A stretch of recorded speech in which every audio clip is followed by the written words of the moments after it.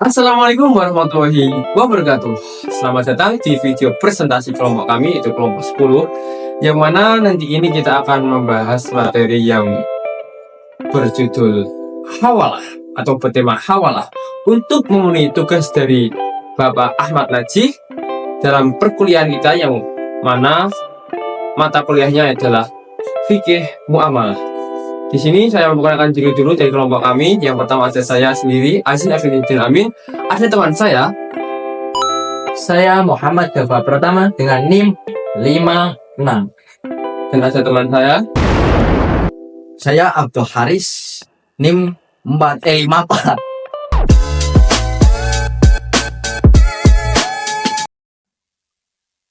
saya gitu.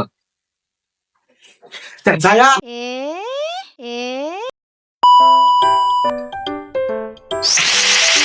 Oke teman-teman, materi yang kita bahas nanti ini kan hawalah, yang mana subbab dari materi ini ada pertama adalah definisi dan dasar hukum hawalah, yang kedua ada rukun dan syarat hawalah, yang ketiga ada jenis hawalah, dan keempat ada jangka waktu akad hawalah, dan yang terakhir ada hawalah pada perbankan syariah. Yang pertama, hawalah. Apa sih hawalah itu?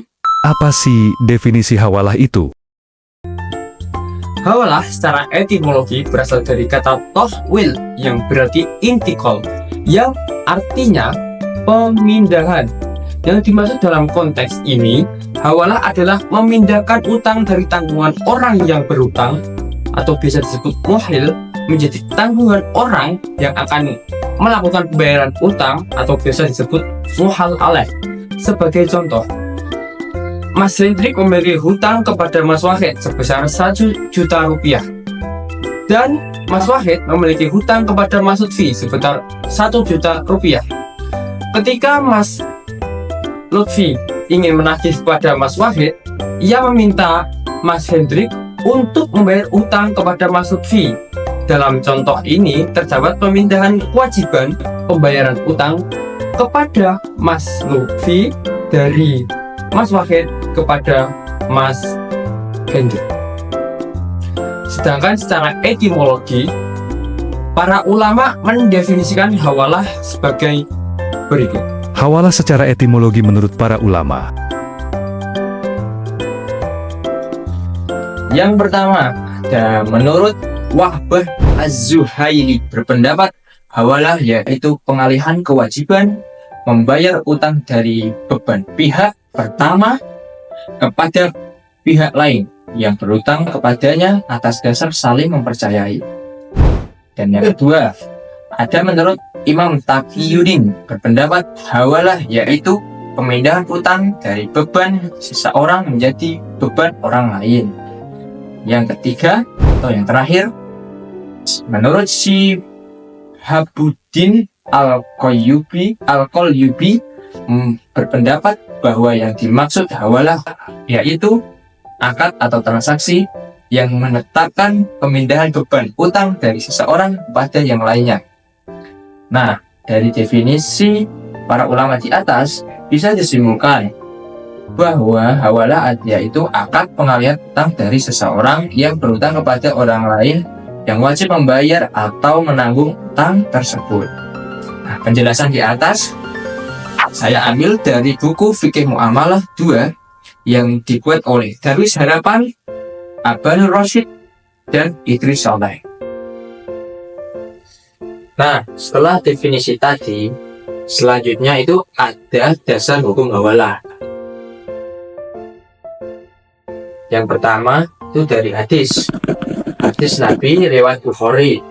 Rasulullah SAW bersabda, rawahu an Abi Hurairah radhiyallahu anhu qala Rasulullah sallallahu alaihi wasallam madlul ghani dulmu fa idza atba'a ahadukum ala mali falyattafi'. Artinya, menunda-nunda pembayaran utang yang dilakukan oleh orang mampu adalah suatu kezaliman. Maka jika seseorang di antara kamu dialihkan hak penagihan piutangnya atau dihawalahkan kepada pihak yang mampu, terimalah. Terus deh.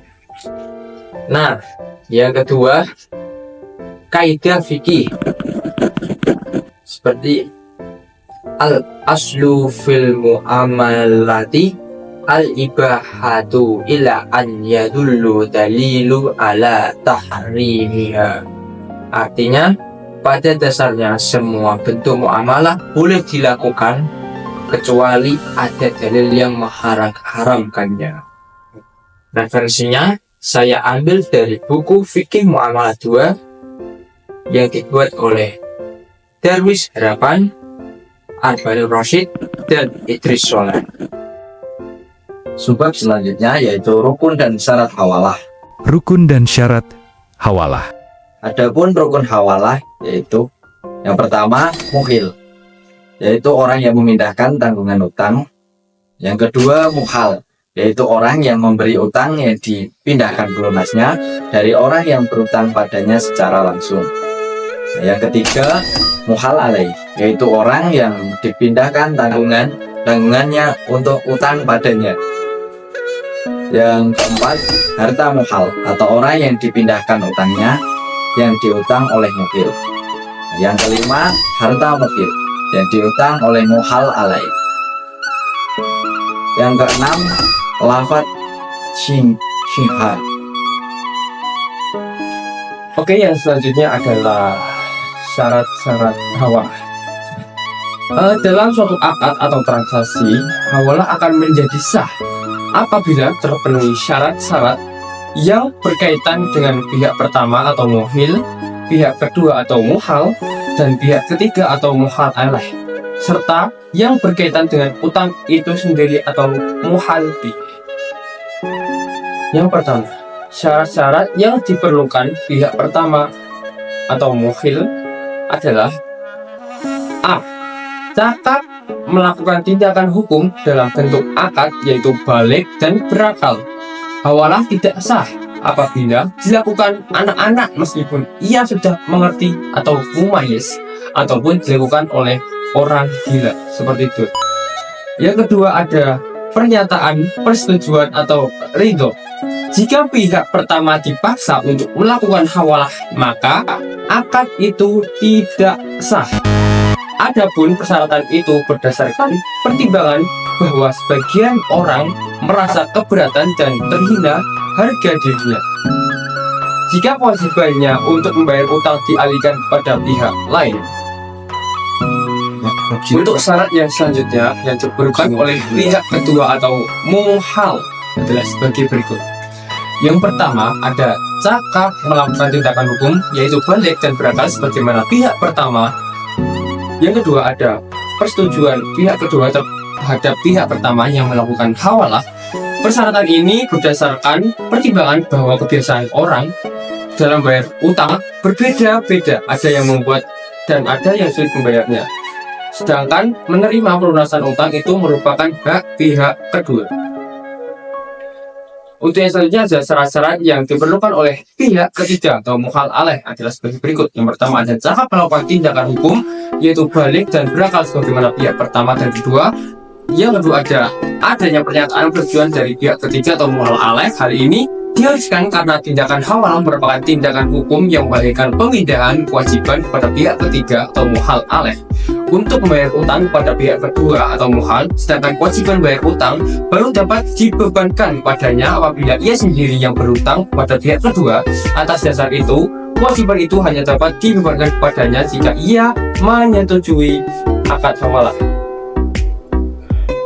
Imam Abu Hanifah menambahkan syarat bahwa qabul atau pernyataan menerima akad harus dilakukan dengan sempurna oleh pihak ketiga dalam suatu majelis atau akad. Syarat-syarat yang diperlukan terhadap utang yang dialihkan atau muhal B adalah: pertama, yang dialihkan itu adalah sesuatu yang sudah dalam bentuk utang piutang yang telah pasti. Yang kedua, pembayaran utang itu mesti sama waktu jatuh tempo pembayarannya. Yang ketiga, ada utang pihak pertama pada pihak kedua maupun utang pihak ketiga pada pihak kedua mestilah sama jumlah dan kualitasnya. Menurut mazhab Hanafi ada dua jenis hawalah. Apa saja jenis-jenis hawalah itu? Yang pertama, hawalah mutlaqah. Seseorang memindahkan utangnya kepada orang lain dan tidak mengaitkan dengan utang yang ada pada orang itu. Menurut ketiga mazhab lain selain Hanafi, kalau muhal alaih tidak punya utang kepada muhail, maka hal ini sama dengan kafalah. Dan ini harus dengan kerindoan tiga pihak atau dain, madin, dan muhal alaih. Nah, yang kedua, hawalah muqayyadah. Seseorang yang memindahkan utang dan mengaitkannya dengan piutang yang ada padanya, inilah hawalah yang boleh atau jais berdasarkan kesepakatan para ulama. Ketiga mazhab selain mazhab Hanafi yang memperbolehkan hawalah muqayyadah dan mensyariatkan pada hawalah muqayyadah agar utang muhal kepada muhil dan utang muhal alaih kepada muhil harus sama, baik sifat maupun jumlahnya. Kalau sudah sesama jenis dan jumlahnya, maka salah hawalah. Kalau berbeda salah satunya, maka hawalah tidak sah. Di pasar keuangan konvensional, praktek hawalah dapat dilihat pada transaksi ajak piutang atau factoring. Namun sebagaimana diuraikan di atas, kebanyakan ulama tidak memperbolehkan mengambil manfaat atau imbalan atas pemindahan utang atau piutang tersebut.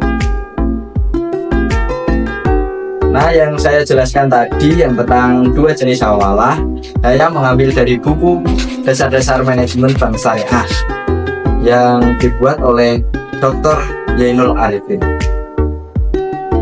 Oke, yang selanjutnya ada jangka waktu dalam akad hawalah.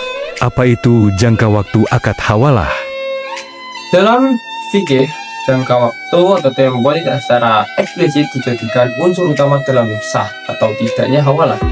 Namun beberapa ketentuan penting berkaitan dengan waktu antara lain. Yang pertama, tidak wajib mencantumkan jangka waktu secara spesifik dalam akad hawalah. Jika disebutkan, maka itu bersifat komitmen tambahan dan tidak mempengaruhi keabsahan akad.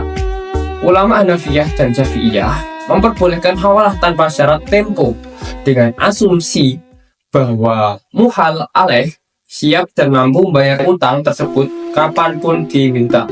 Jika ada persyaratan waktu antara muhil dan muhal alaih, maka jangka waktu tersebut bersifat mengikat secara moral, bukan syarat sah. Yang mana referensi dari materi tersebut saya ambil dari buku Garis-Garis Besar Fikih Islam di bab transaksi keuangan yang dibuat oleh Dr. Amir Syarifuddin. Dan sebab yang terakhir yaitu penerapan akad hawalah di perbankan syariah, Hawalah pada perbankan syariah. khususnya di Perbankan Muamalat Indonesia dan BPRS Al-Salam.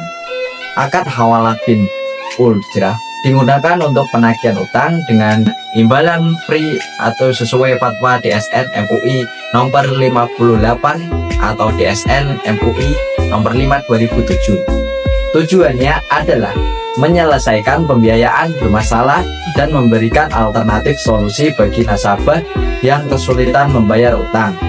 Bentuk yang diterapkan adalah hawalah mutlaqah, sementara hawalah muqayyah tidak digunakan dalam praktek meskipun sudah sesuai prinsip syariah. Implementasinya belum optimal karena minimnya pemahaman masyarakat dan kurangnya sosialisasi dari bank syariah. Akad ini penting untuk menjaga likuiditas bank serta menjadi sumber pendapatan non-pembiayaan. Dari yang saya jelaskan tadi, saya mengambil referensi dari jurnal implementasi akad hawalah pada pembiayaan bermasalah di perbankan syariah yang dibuat oleh Wulan Siti Maria.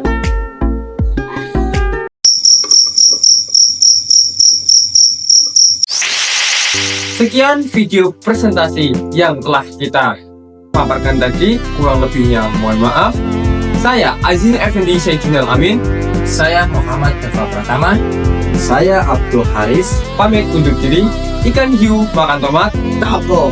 Selamat tinggal. Wassalamualaikum warahmatullahi wabarakatuh. Mobil orang yang memindahkan Jelas selesai lah ya rukun tau apa. Yo. Nah, selanjutnya Yang pertama, Wak. Kok kami? saya terus saya. Oh, kurang lebihnya mohon maaf. Ikan hiu, belum menutup materi atau video pada I just want to say thank you. Nothing more, no place.